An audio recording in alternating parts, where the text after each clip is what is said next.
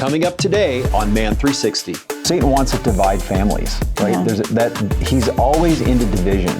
Is to think about what we put in our minds and our hearts as men, specifically, in entertainment. These are tuna melts, but you like to call them Tuna shooters. tuna shooters. All that and more right here on Man 360.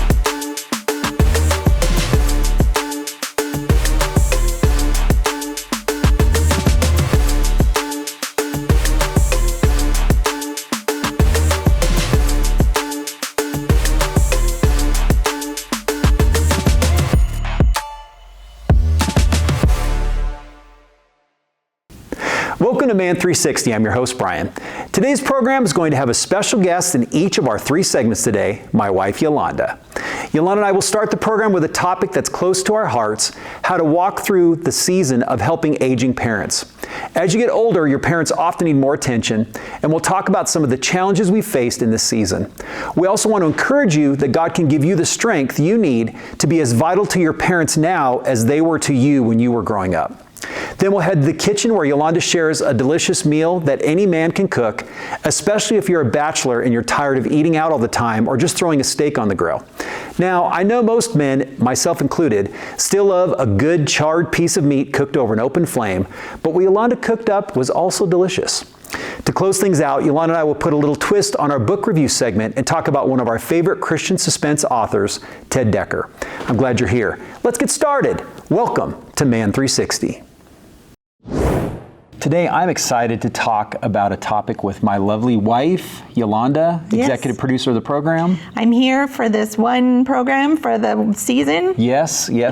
And so we want to talk today about the process of aging parents. And Yolanda and I have gone through just that process with our family, each of our families in different circumstances, but some of the same principles. Yeah. I think that we wanted to share with people today. Yeah, so my mom passed when she was in her mid-60s, pretty quickly from ALS, and so we really didn't have to deal with a lot of the things, but then my dad passed away 4 years ago, and there were things that we had to deal with. Yeah, and then my dad passed away last year. Yeah, so 2024. 2024. And from dementia. Yeah, from dementia and Alzheimer's. So it's a totally different dynamic. It's heartbreaking in a lot of times. And so with this process, just have respect for the process. If you're younger and our age, have respect for the process that it is difficult for your parents to be walking through this. And that parents, it's difficult for your children to be walking through it. Like, have respect for the process. Yeah. And don't do it cavalierly. In the end of life, I think we've both learned this, is that, everybody in a family knows kind of their role, whether you're firstborn, middle, lastborn, mom, dad, everyone kind of settles into that role. And as you get older, and then, as you leave the home and those kind of things, you kind of settle into who you are. And when you have a medical situation or, at some point we know 10 out of 10 people are going to die, and then so especially in a family dynamic, there can be all these other things that happen. And I think it's important to, Yolanda, as we want to talk about the first point here for parents. So parents, please don't hide things from your family. Don't be embarrassed about maybe you don't feel like you're bringing enough money to the table at the end of your life to take care of things. Don't hide things. There is an older generation. They were the silent generation, and literally, and they wouldn't talk to their families. Family or anything. So there is and again, we've talked about this with people. It's like, I don't want to talk about that. I'm the one that earned the money. You don't need to know about it, or you're just trying to get my money. That's why you want to talk about. Parents, please don't do that. Please don't hide things. Please discuss it. Please talk about it. Yeah, and I think it's important that when you recognize that everyone's role and who you are, then you recognize, especially as the man, we want to fix things. We don't want things to be, you're probably responsible for the money or, some of those financial decisions for your family. And especially when it comes to the finances, it's like if you're hiding things, you're not sharing and fully disclosing with your family, you're actually, if you say you love your family, you're actually going to make it harder for them and make it more of a mess at the end of your life for them to have to deal with, all the different things and situations. Yeah, and I love my family. I love my dad. But there were things that he didn't put into things, and so things went into probate. Not everything, but there were some things that 2.5 years to 3 years it took us for that process. And I think he thought everything was in order, but it just wasn't. Yeah. And so that was hard for us. As a brother and sister, I just have one older brother, and that was a process for us. And so, don't hide things, don't be embarrassed, and then submit to the Holy Spirit. Yeah, for parents, again, submitting to the Holy Spirit. Yeah. And then as part of that too, not ignoring the situation. Again, that kind of ties into honesty, openness, and what you're dealing with and going through. And honesty is always the best policy. When you're communicating with your family. And this is the thing, it can be hard too when you're an older person, and sadly, men, if you've never been open with your family, if you're kind of like, hey, I'm the boss, and your family says, why should we do that? And you say, because I said so. And that's kind of like the family structure that you have. The things that we're talking about are going to be more difficult, but really it's going to provide, everyone's going to be happier, as happy as you can, at the end of life. And I think part of that too, specifically, is trusting that the Holy Spirit is going to show you how to be able to do that. You can, even at your older age, be able to just pray that and say, Holy Spirit, I need you to help me do things that I physically can't do. Yeah, and don't just throw out information. Like, pick a time to sit with your kids, your wife, your family, and discuss these things. Don't just throw it out when you're in the kitchen or eating a meal or, getting ready to hop on a four-wheeler. Really. Just had to throw that in there. Just had to throw that in there. Just sit down with your family and make intentional time. Yeah. So for kids, you want to speak to kids, Yolanda, you want to mention this? Yeah, so operate out of love when you're dealing with your aging parents. Pretty simple. Like, there are so many scriptures that talk about love in the Bible. Yeah. They may not say it, but they're scared too. They don't want to be seen as weak. Yeah, and two, I think, again, when you think of love, I believe that, and Jesus did this as an example all the time, there was empathetic love that Jesus would, would say he had compassion on them. There's many, many times in the scriptures, Jesus would, before he would go to even do a miracle, it says he had compassion on them. And it's like, you've got to have compassion for your parents. I know, and maybe you've had a stressed relationship with your parents up to the point that there are physical issues, or you have to kind of reinsert yourself maybe into the family unit and family structure. But it's like, if you don't operate out of love, then what you're doing is you're causing actually make this situation even worse. Right. So to realize that your parents are scared too. Yeah. So what are some other things that kids can do?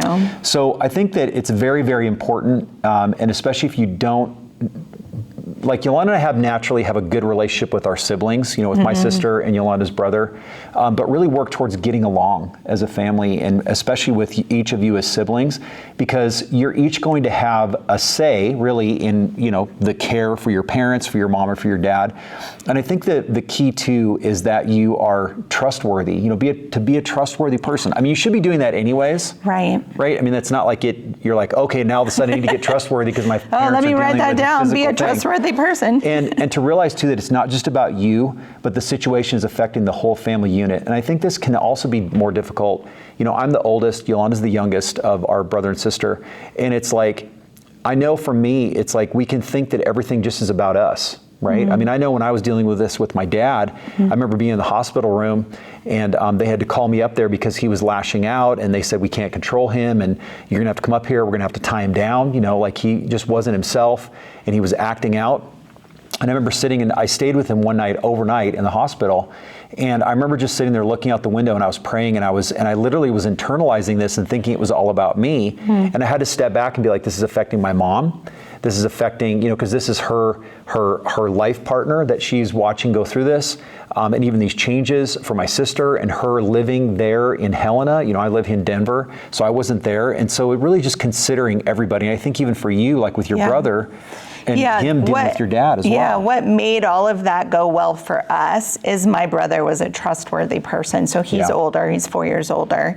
And we discussed that, and he would say, sis, what do you want to be a part of? What do you want? And so we talked about that. But he's a trustworthy person. You're a trustworthy person, so your sister is leaning into when you're having to make those decisions. It's so important. Yeah, it's very important. So one of the things also for parents, kind of pivot back to parents for a minute, is to put everything in writing. I know, especially, I think the older generation is like, used to be where it was like a spit and a handshake, they used to say in Montana. It's like, if you had a spit and a handshake and you had a handshake deal and you looked somebody straight in the eye, then it was good enough. And the issue too is that if you can't be able to put everything on paper, then anyone outside of your family unit, and especially for Yolanda and some of the probate and things that had to happen with the family, the more things you can get in writing, then, and again, this is some of that trusting, this is all kind of leading up to this piece, to be able to know that you're going to be, the end of your life is going to be able to, divvy out the different things and be as smooth as transition. Possible, yeah. Yep. Because I will say it again, probate is no fun. And it's expensive. We had a lot of lawyer fees that we had to pay as well, out of our own personal pockets. So, write things down, speak with somebody that can help you process all of that. And for kids, this is another one for the kids, is to be careful about what you share concerning family matters outside of your family unit. Your immediate family, and even extended family. And I feel like too, people generally, and I feel like this too when I went through all my medical stuff with my eye and everything back in the day, that people, I believe, they want to literally know what's going on. I do believe that they care, but sometimes they just get nosy. Yeah. I mean, I don't know how else to say that. Yeah. And it can be difficult. Their siblings, cousins, what's going on? What are you getting out of it? Right. What do you make sure you get your portion? That is so ugly. Right. And you don't need that. This is between parents and their children. And for, we don't have our own children, but I have watched this in situations when people our age are discussing this and their own teen kids or kids in their 20s are around, and maybe there's things that aren't going so well, and those children, which are the grandchildren, overhear that, and then they get jaded about their grandparents. Don't do that. That's not good. And then just seek help, you know.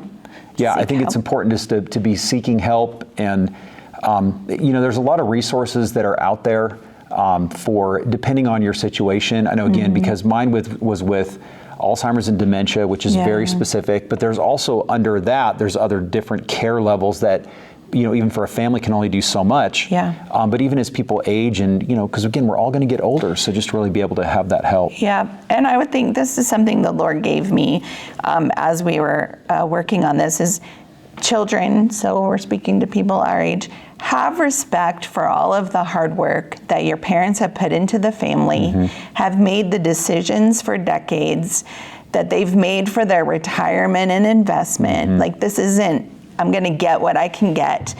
Really honor the legacy of your family, and the Lord will bless it. I think that is so important, is just have respect. And let your parents know that you respect, look, I respect that you worked so hard for the family. You have this retirement, you have things, we want to be here. We respect that you did that, and don't blow all of that.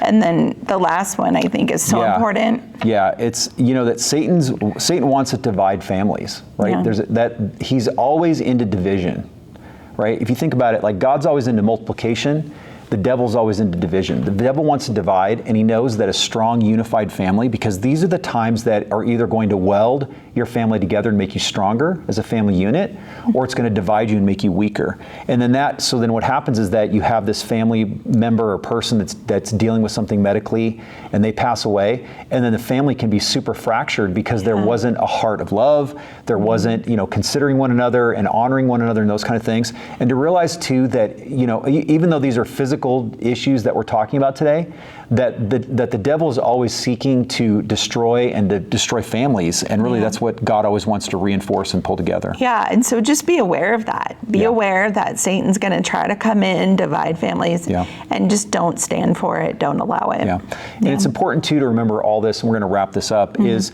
that if you honor the legacy of your family, that the Lord will bless it. And I think too, what happens many times is, and I'm not saying there's anything wrong with good doctors seeking help online. I know I was just talking to a friend the other day that was using ChatGPT for some medical things and talking and speaking that way. but the first conversation we need to have is with God. Yes. And pray not over all of it. Yep, and not complaining and saying, God, why is this happening? That's not a prayer. Yeah. That's not a prayer. Yeah. But to say, God, I trust you in this. I trust that you're helping us walk through this. And even, for Man 360, for our viewers and the people here that are part of this program, we want to be able to be a resource for you to help encourage you, to pray for you, to reach out and just be able to help you walk through what you're dealing with, especially as men.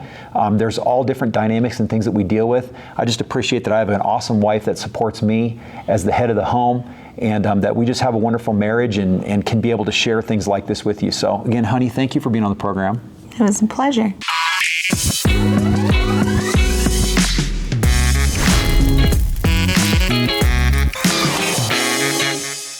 So today in the kitchen, we have the lovely and talented Yolanda Morris, my wife, and she is going to make probably one of my favorite meals that she makes for me. Yeah, so when we were growing up in my household, the quick meal that my mom would make on a Wednesday night would be tuna mixed with cream of mushroom soup put on toast. My mother would also make this same meal that Isn't was that actually crazy? We didn't know that till a few minutes ago. and it was actually one of my dad's more favorite things to eat that my mom made for him. That's so funny. That's so funny. So these are tuna melts, but you like to call them Tuna shooters. Tuna shooters. And we have a couple of tricks that we do, and they're super easy. And when I'm gone, Brian can make these. They're easy. I just eat out. She's a good cook. And your mom loves these. She does. But we have to keep an ingredient out for her because she's allergic to one of the ingredients. Correct. And the whole point of this segment as well is for bachelors, right? Maybe you're just like a single guy and you're like, I don't really know what to cook. Or you have your kids by yourself and you need something easy to cook. Yep. Easy to cook, very simple. Yeah. Okay, so let's get into it. All right, so one of the things that we use is an English muffin instead of toast.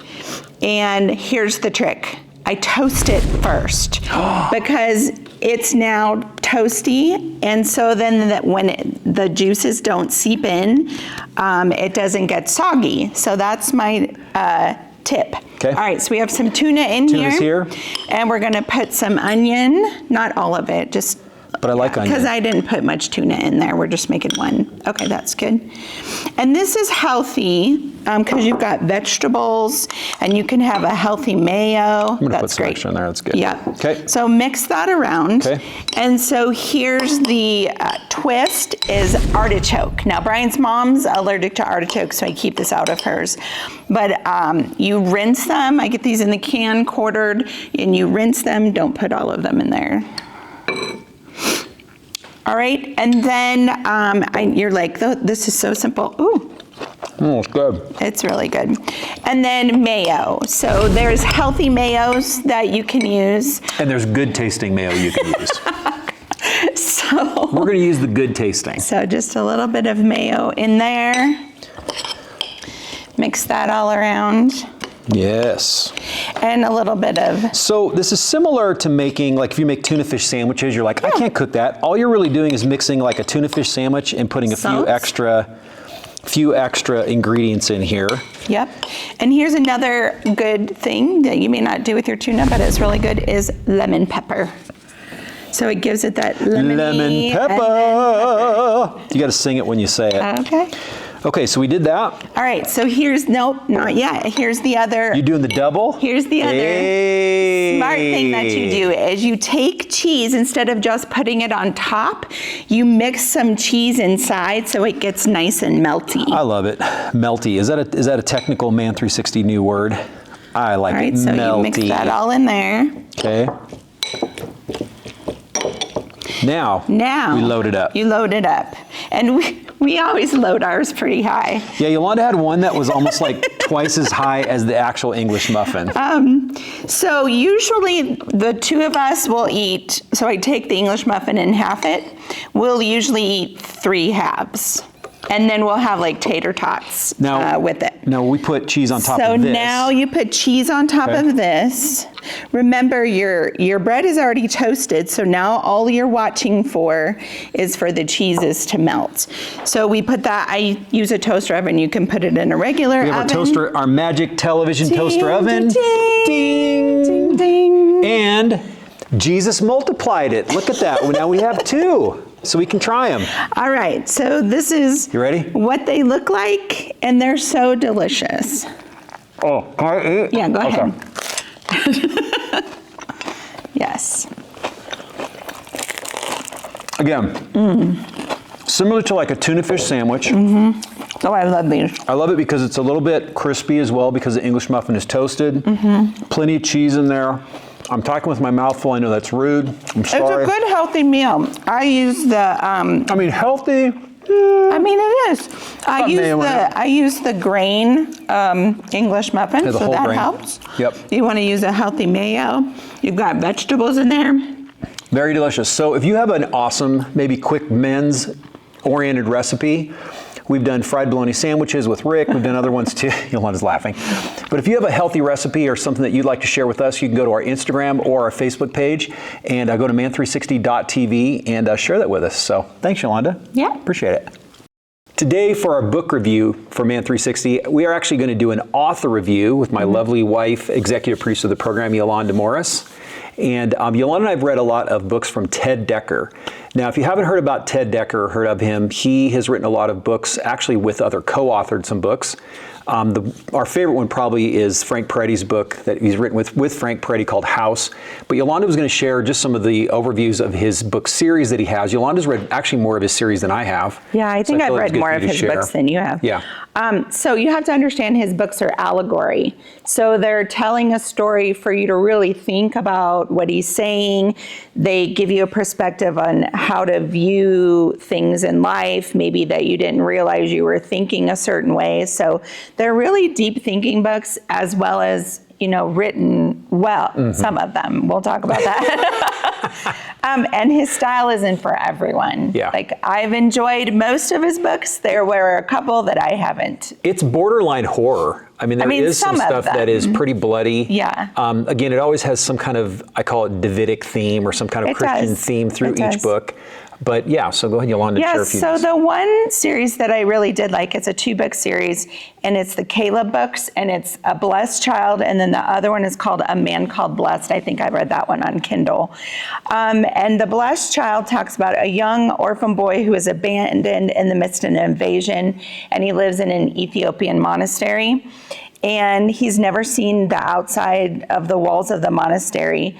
And he has this, and so as I talk more about this, you're going to see the allegory in it. Don't give away anything. I'm not, but he has supernatural powers to heal.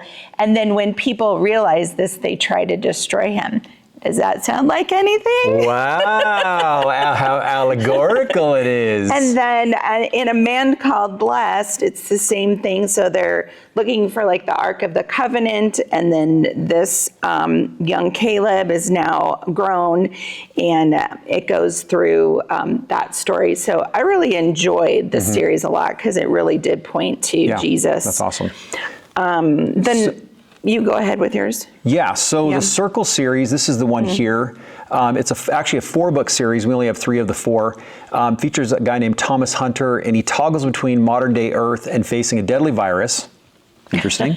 Again, these are written a long time ago. Yeah. And a fantastical alternate reality known as the Other Earth. So essentially, every time he falls asleep, he wakes up in the Other Earth. So when he falls asleep, he wakes up in the Other Earth. He goes back to sleep, and he wakes up in regular Earth. And so he talks about the bridge between the 2 realms and the shared destruction between the 2 of those while exploring themes of love, betrayal, and redemption. So yeah, it has a lot of twists and turns to it. Again, there's one more book in here. There's Black, Red, White, and Green are the 4 books. Yeah. So. And then the other 3-book series that I liked was the Paradise series, and it's actually set in Paradise, Colorado. And like there's government cover-up, political intrigue, like Really? spying and all this stuff. So I don't know how he just gets it right so much of what's going on in society when these were Very written a long interesting, time ago. yeah. But yeah. So the one I think that we like the most, and we'll kind of wrap up Yeah. our author review with Of this, the series. of the series Yeah. was House. Oh, sorry. That's a single book. Correct. Sorry. Yes. You can do House. Yeah. So House, I loved House. House is probably my favorite book that he's written. Caveat, it was co-written with Frank Peretti, which is actually my very, very favorite Christian author. Wrote This Present Darkness, Piercing the Darkness, wrote some more contemporary books. But basically this book is in House is by about two couples that are stranded. They end up in rural Alabama in this home, and basically the house is a living house. It's a living organism. And they become trapped. A maniacal killer named Barcidius White, that's all I'm going to tell you about his name, is forced into a deadly game with 3 rules, and there's 7 people essentially that are a part of the story. And then it really confronts their sin, how they think, and it confronts you as the reader, like, do I think that? Do I have that in my life? And so I liked this one because it was kind of like a now story. It wasn't, some of the stories are written in different times, but. And more, I think too, like. We have recommended this book to more people. It's true. Like and everybody. If you like C.S. Lewis, I feel like it's closer to probably like a C.S. Lewis type of book. Again, written in more of a contemporary style, but definitely again, that allegorical to really explore some of these really heavy themes in a book that really can kind of help expose those things in your heart and your mind. Yeah, and the last series that we both really liked is the Book of Mortals. If you like Narnia, Lord of the Rings, you'll like this book. It's like medieval future. There's some dark things. Evil rises up. Love overcomes. That is a really good series too. There's 3 of them. I think I read the other one on Kindle, so we don't have that one. And the reason why really too we wanted to do a review specifically about Ted Dekker is that there are Christian authors that write suspense. They write, almost close to kind of like horror a little bit in kind of some of the writing. There was a book that Yolanda read and then got rid of and didn't want to read. Yeah, I did read it and it was too much. I'm like, I'm not passing. We're not even going to tell you the name of it. No. So you can find it for yourself. But really, and I guess just the heart of this too, is to think about what we put in our minds and our hearts as men specifically in entertainment. Sometimes I think we forgive things that maybe we put in our minds, maybe it's music, maybe it's movies or even books. And we say, oh, that's just something entertaining. But really all these things are speaking to us. They're all developing and showing who we are. And they're all speaking into us. And I really feel too, if we can find an author like Ted Dekker that's being able to reveal some things that are Christian biblical truths, but kind of couch that and wrap that in a suspense thriller type of writing, I think it's really important to be able to find those things and actually be ingesting and putting those things in our lives. And one other thing that he has is he has some youth books too. So if your kids like kind of the dragons and things like that. A lot of great those series are too. Good youth book too. And he co-writes a lot of stuff with his daughter Rachel Dekker as well. And she's kind of like, she writes more of the youth books, but it's always with him being overseeing those things. So all great. Yep. Yolanda, thank you for helping us with our review today for Ted Dekker. Let's do our 360-degree review of today's program. When it comes to aging parents, the main piece of godly advice we can give you is to exercise patience. When you realize that your once strong, independent, and all-knowing parent is walking through these days with a level of uncertainty just like you are, it helps you keep your head and listen to the Holy Spirit for direction and comfort. Our cooking segment was focused on simple and tasty, and those tuna shooters that Yolanda shared with us are a healthy and quick option that don't take a lot of prep. Ted Dekker is a great example of a Christian author who writes suspenseful books that are free of questionable material, but are still written with plenty of drama. And as I mentioned in this segment, as a follower of Christ, we always need to be aware of what we put in our minds when it comes to books and media. The devil is always looking for our guard to be down and waiting for us to justify things that should not be entertained in our minds. For some great resources to help with aging parents, Yolanda's delicious tuna shooters recipe, and links to some of Ted Dekker's books, go to our website, man360.tv, and click on the Additional Content tab. Thanks to my lovely and talented wife for her time, and thank you for being with us today. Man 360 exists for men to be complete in every way through Christ, mentally, physically, and spiritually. Please connect with us on our website, Facebook, or Instagram. We'll see you next week, right here on Man 360.